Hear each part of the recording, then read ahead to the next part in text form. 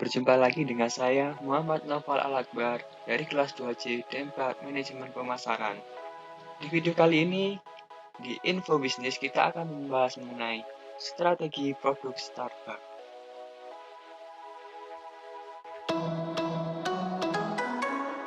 Sebelum kita membahas mengenai strategi Starbucks, mari kita ketahui apa itu strategi produk. Strategi produk, suatu strategi yang dilaksanakan oleh suatu perusahaan yang berkaitan dengan produk yang dipasarkannya dan juga berhubungan pula dengan atribut lain yang melekat pada produk tersebut. Atribut produk meliputi dari variasi produk, kualitas, nama merek, warna, slogan, simbol, kemasan, desain, fitur, dan layanan. Di Indonesia, harga sebuah kopi Starbucks bertaksir antara Rp30.000–60.000. Untuk ukuran sebuah kopi, harga itu memang terlihat sangat mahal. Namun siapa sangka, jika Starbucks tetap mampu bertahan hingga saat ini. Hingga Starbucks mampu membuka cabang di beberapa negara. Lantas bagaimana strategi Starbucks untuk mampu bersaing dengan kopi yang lain? Dan apa yang membuat Starbucks spesial ketimbang kopi yang lain? Saat ini Starbucks menjadi perusahaan kopi terbesar di dunia. Namun siapa orang di belakang kesuksesan Starbucks? Dia adalah Howard Schultz, pemilik dari Starbucks yang berhasil mencapai mimpinya, mendirikan sebuah kedai kopi sederhana dan membawanya menjadi terkenal ke seluruh dunia. Starbucks tadinya hanya merupakan kedai kopi kecil yang didirikan oleh Jerry, Jeff, dan Gordon. Merasa terkesan dengan perkembangan perusahaan tersebut, Howard akhirnya menelepon sang pimpinan dan meminta untuk bekerja di sana. Akhirnya Howard diterima bekerja di perusahaan tersebut sebagai marketing. Setelah bekerja selama setahun, Howard dikirim ke Italia untuk belajar cara membuat resep kopi Italia. Di Italia, pikiran Howard terbuka. Pada tahun 1992, Howard membeli seluruh saham Starbucks dan menjadi pimpinan dari Starbucks Corporation. Kekuatan perusahaan Starbucks adalah pada kualitas kopinya yang terbaik. Unsur tersebut dikombinasikan dengan keterampilan antara petani, peneliti, pengetahuan, dan pengalaman dari para ahli yang memprosesnya. Menurut perwakilan Starbucks Company, perusahaan percaya bahwa kopi adalah hal yang penting. Oleh sebab itu, mereka banyak melakukan percobaan dengan meneliti setidaknya 150.000 cangkir per tahunnya dari seluruh dunia untuk mencari biji yang paling terbaik. Selain itu, mereka juga mengunjungi langsung pertanian dan pengembangan kopi secara rutin, serta menjalin hubungan baik dengan petani untuk menjaga standar kualitas. Kemudian perusahaan juga mempekerjakan para ahli untuk mengkontrol proses pencampuran, pemanggangan, pengemasan, dan pembuatan.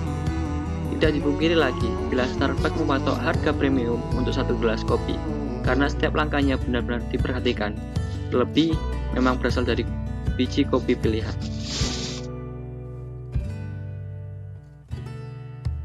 Starbucks sangat memperhatikan pelayanan kepada konsumen. Bahkan secara khusus, perusahaan membuat pusat pelatihan bernama Starbucks Coffee School di San Francisco.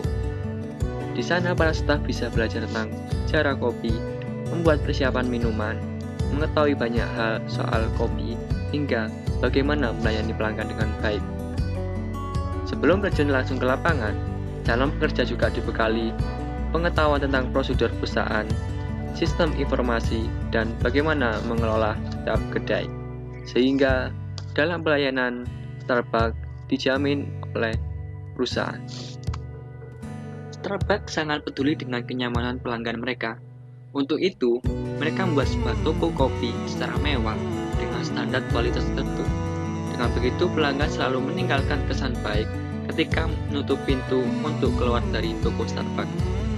Target dari Starbucks adalah mereka yang berada di level kelas menengah ke atas, di mana minum kopi bukan lagi hanya menjadi ajang untuk memenuhi kebutuhan saja, melainkan juga ajang ngobrol dengan teman ataupun pacar. Itulah kenapa mereka membuat tempat nyaman.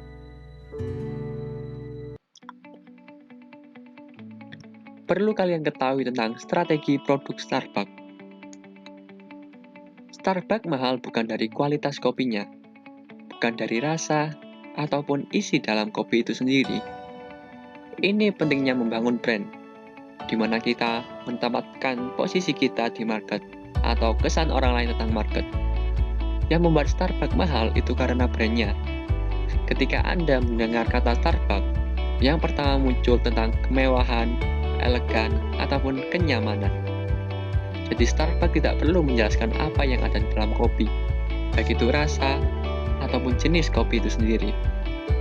Secara otomatis konsumen akan tahu bahwa dalam proses pembuatan kopi hingga jadi sangat memperhatikan kualitas dari kopi itu sendiri. Starbucks bekerjasama dengan petani dan peneliti dalam proses pemilihan kopi hingga jadi minuman yang enak.